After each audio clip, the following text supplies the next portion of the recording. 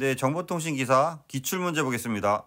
좀 더 많은 자료를 원하시는 분은 카페에 오시면 체계적으로 자료가 정리되어 안녕하십니까. 있습니다. 이번 시간에 그 무선통신 회로에서 대해 보겠는데요. 크게 이제 전개안과 부계안이 나오는데 이 전개안과 부계안에 대해서 기본적으로 들어가기 전에 일단 그 발진 회로에 대한 개념을 잡고 이 내용을 다시 한번 보겠습니다. 예, 그래서 그 괴한 회로에 대해서 보겠습니다. 그 입력이 이렇게 V 소스가 있는 거고요. 출력이 이제 V 아웃풋이 있는데 이렇게 괴한이 되잖아요. 이렇게 괴한돼서 들어오면서 요게 이제 그 플러스로 들어오냐 마이너스로 들어오냐에 따라서 정기한이다 부기한이다 얘기하는 거예요.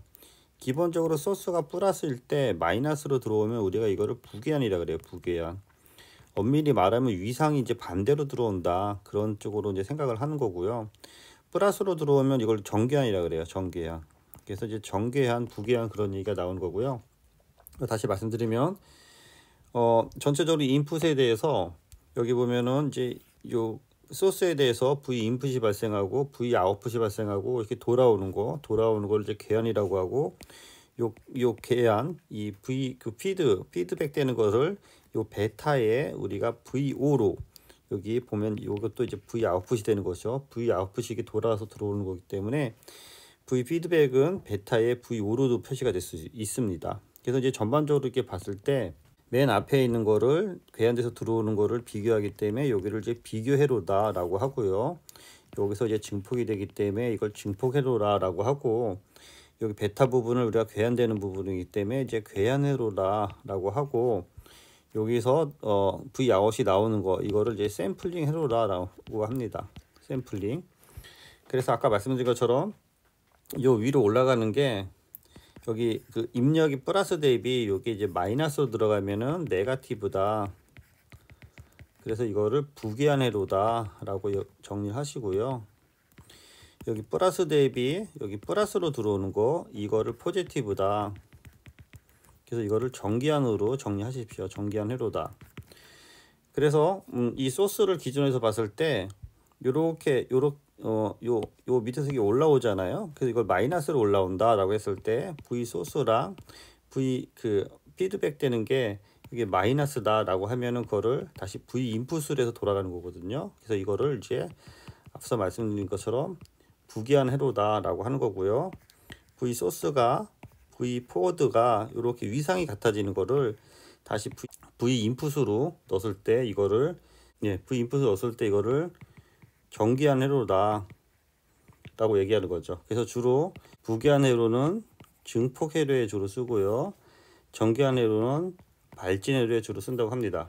그래서 위 식을 봤을 때 우리가 요 밑에가 만약에 없으면은 그냥 인풋이 아웃풋으로 그대로 들어오잖아요. 그래서 이거를 증폭이 V 인풋 대비 V 아웃풋은 그대로 있는 거를 우리가 무기한이라고 하는 거고요. 우리가 원하는 거는 이제 괴한을 하는 건데 그 괴한은 이제 V 소스 대비 V 아웃풋이 나오는 건데 V 소스는 위에서 본 것처럼 여기 보면 V 인풋하고 이렇게 V 피드백 되는 것이 합쳐지는 거잖아요. 그래서 V 인풋하고 V 피드백 되는 것이 합쳐져서 V5가 되는 거고요. 예, 이거를 다시 이제 VI로 나눠주면은 1 플러스 VI분의 VF분의 VI분의 V5가 되는 거고요. 그래서 이 VI분의 V5 이걸 이제 증폭도이기 때문에 이걸 A로 두는 거고요. 그 다음에 이 밑에 VI분의 VF에서 VF는 VF가 이렇게 피드백해서 돌아오는 거잖아요. 그래서 이거는 이제 괴한의 V5만큼 되는 거기 때문에 우리가 VF는 베타의 V5로 넣을 수 있습니다. 그래서 이걸 다시 풀어 써주면은 전체적인 A는 1 플러스 VI분의 VF가 베타의 V5잖아요. V5분의 증폭도 A가 돼서 이 부분은 VI분의 V5가 A가 되기 때문에 1 플러스 베타의 A분의 A라는 공식이 형성됩니다. 그래서 이 공식을 꼭 암기를 하시기 바랍니다. 이 공식을 갖고 계속 풀어 나가겠습니다. 이런 배경하에 이제 무선통신 회로에 대해서 설명을 해 드리려고 하니까 전반적으로 복잡해서 제가 이제 핵심 위주로 이제 말씀을 드리겠습니다. 안에 써 있는 거는 이제 전반적으로 참조하시고요. 그래서 여기서 문제 1번 증폭기와 정궤한 회로를 이용하여 발진회로 증폭기의 이득을 A, 괴한율을 베타로 해서 베타와 A가 1보다 큰 경우, 베타와 A가 1보다 큰 경우 어떤 경우냐라고 했을 때, 제가 아까 그린 그림이 있죠. 이 그림에 이 베타가 나오는 거고 이 베타가 들어갔는데, 만약에 이게 100이고 이 베타가 예를 들어서 더 크려면은 만약에 뭐 베타가 뭐 1이든 2이든 이게 커지는 거잖아요. 그러면은 이 온 신호가 베타랑 곱해져서 더 커지기 때문에 이게 계속 이게 커진다는 신호예요. 이게 커진다는 신호예요. 그래서 이게 더 커지기 때문에 출력 파형이 계속 증가된다는 거죠. 그래서 언젠가는 이게 출력 파형이 너무 커지니까 이런 것들을 이렇게 잘라서 써야 된다라는 의미에서, 이거 잘라서 써야 된다라는 의미에서 출력되는 파형은 진폭의 클리핑이 일어난다라고 해서 정답이 2번이 되는 겁니다. 그래서 이게 만약에 B의 베타가 요 문제에서 B의 베타가 만약에 1보다 작다라고 하면은, 만약에 100이 들어왔을 때 요 베타에서 만약에 50분의 1, 뭐 200분의 1 이렇게 처리가 된다고 치면은 이게 2분의 1로 줄어들잖아요. 그러면 원래 들어오는 신호 대비 이게 계속 이렇게 작아진다라는 신호가 되는 거거든요. 그래서 이럴 때는 출력되는 파형이 진동이 서서히 사라진다라고 해서 요게 B의 A가 1보다 작으면 정답이 1번이 되는 거죠. 그런 개념으로 해서 요걸 푸시기 바랍니다. 똑같은 게 이제 밑에 있는데요. 증폭기와 정궤한회로를 이용해서 발진회로에서 증폭기를 A, 괴한율을 B라고 했을 때, 앞서 말씀드린 것처럼 여기서 증폭이 되고 괴한율이 이렇게 B가 되는데, B가 만약에 A가 만약에 100만큼 들어왔다. A가 만약에 100만큼 들어오는데 B가 만약에 200분의 1이다 라고 하면은 100과 200분의 1을 곱하면 2분의 1이 되는 거잖아요. 피드백해서 2분의 1만큼 줄어들기 때문에 원래 신호 대비, 원래 이런 신호가 있다면 그 다음에 절반으로 줄어들고 그 다음에 절반으로 줄어들고 계속 절반으로 줄어들기 때문에 이런 게 신호가 이렇게 감쇄한다 라고 해서 그래서 감소하기 때문에 요 1번 그림처럼 이렇게 감소하는 그림이 돼서 여기 1번이 되는 겁니다. 그래서 1번과 2번은 같은 문제인데요. 만약에 요 1번이 만약 그림으로 나왔으면은, 1번 문제가 그림으로 나왔으면은 요런 그림으로 가야 되는 거고, 2번은 이렇게 감소하는 그림으로 잡아 주셔야 됩니다. 그래서 그런 내용이 되는 거고요.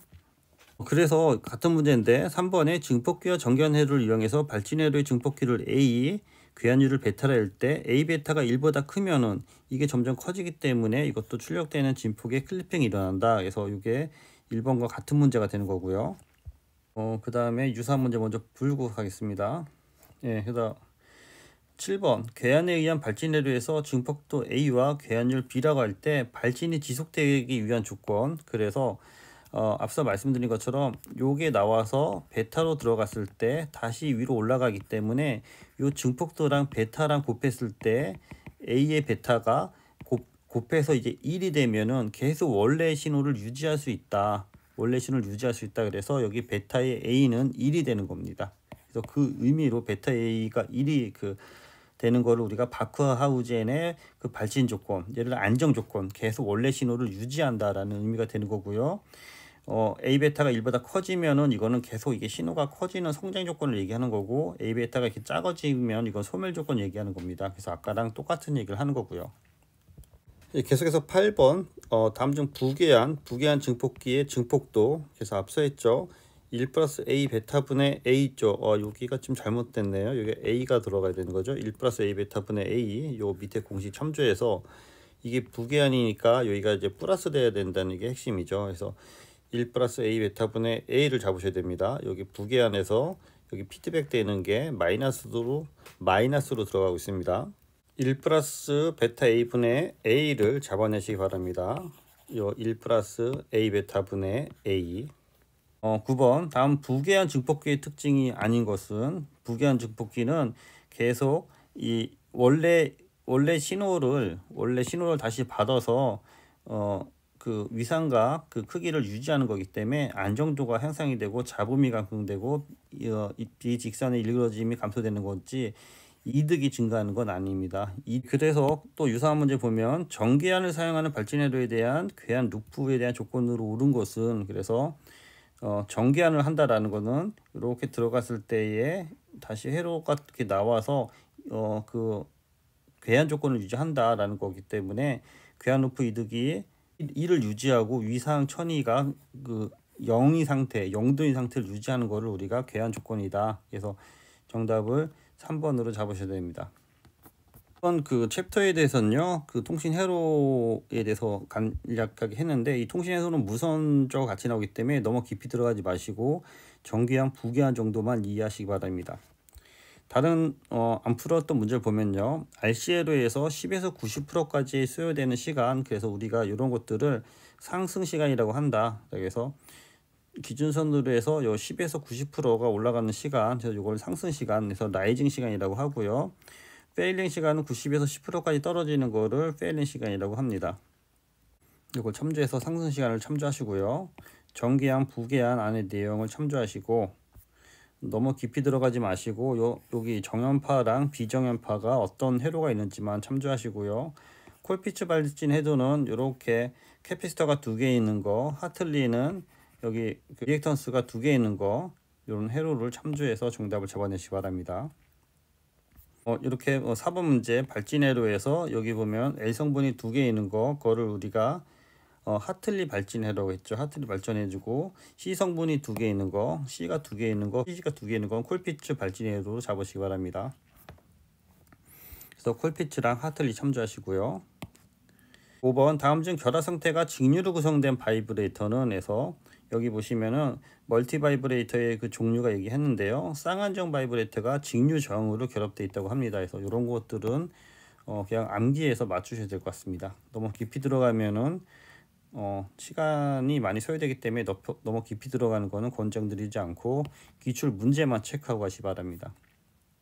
6번 전압이득이 60dB인 저주파 증폭기의 괴한율이 0.08인 부기한을 걸면 비직선 왜곡인 얼마나 개선되는가 라고 해서, 그래서 여기서는 그 개선율을 물었잖아요. 개선율. 그래서 AF는 1 플러스 A 베타분의 A로 해서 초기 대비 얼마나 개선이 되었냐 라고 해서 요 A가 요 밑으로 이제 들어가야 되는 거죠. 그래서 A분의 AF는 1 플러스 A 베타분의 1로 해서 푸셔야 되는 거죠. 그래서 요 부분이 요 치환되는 부분이 빠졌는데 A로 여기 보면은 A분의 AF에서 기존의 증폭도 대비 피드 됐을 때의 증폭률을 구하게 되는 것입니다. 그래서 여기는 60dB라고 했으니까요. 60dB를 이렇게 바꿔주기 위해서는 원래 얼마큼이었냐 라고 하면 20 노그에 여기 X가 돼서 여기 그 X 값은 요 60dB가 나오려면은 최소한 10에 여기 3승이 되는 거죠. 그래서 여기에 대한 증폭도는 10에 60dB가 증폭도이기 때문에 그 A 자리에다가 10에 3승을 들어가고 괴한율이 0.8이기 때문에 여기다가 0.08을 넣어서 곱하면은 1.23%가 나옵니다.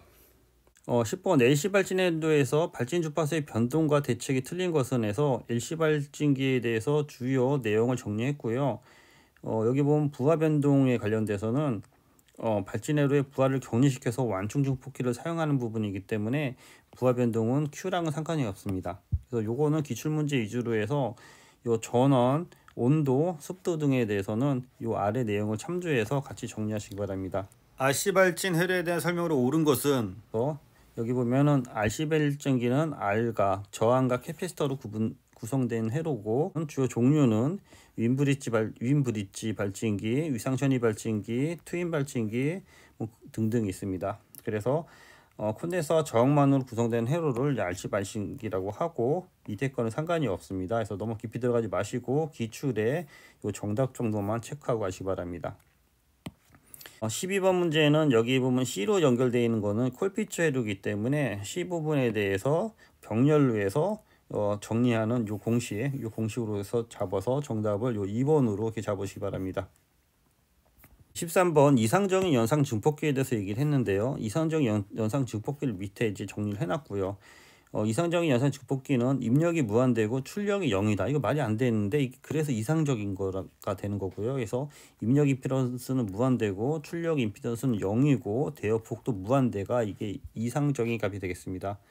그래서 출력 임피던스는 0이다 라는 게 이상적인 임피던스가 되겠습니다. 이번 챕터는 무선 설비 쪽에 대해서 좀 내용이 어렵고 깊이 들어가면 한도 끝도 없이 들어가기 때문에 일단은 제가 그 문제 위주로 설명을 드렸고요. 계속 말씀드린 것처럼 정계한하고 부계한 정도만 기본적으로 학습을 하시고 기출 문제를 학습함으로써 유사 문제를 대응하시기 바랍니다.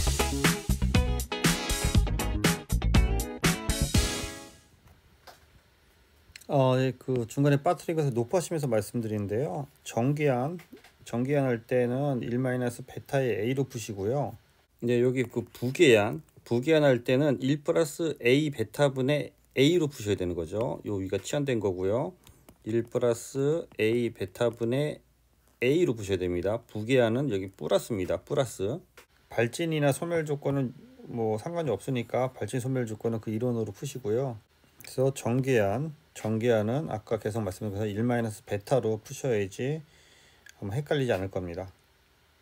그래서 정계한과 부계한을 참조하시고요. 그래서 제가 뭐 찾아봤는데 바크하우젠의 그 조건에 대해서 여기 보시는 것처럼 마이너스 네거티브 있을 때는 플러스로 이렇게 보이는 거, 플러스로 해서 푸셔야 되는 거고요. 그것에 대해서 이제 각도와 위상으로 설명을 쭉 했고, 플러스 정계한일 때는 여기를 1-로 풀어야지 전체적으로 문제가 없습니다. 그래서 정계한과 부계한은 그렇게 플러스랑 마이너스를 차별돼서 풀어야 된다라는 걸 참조하시고요.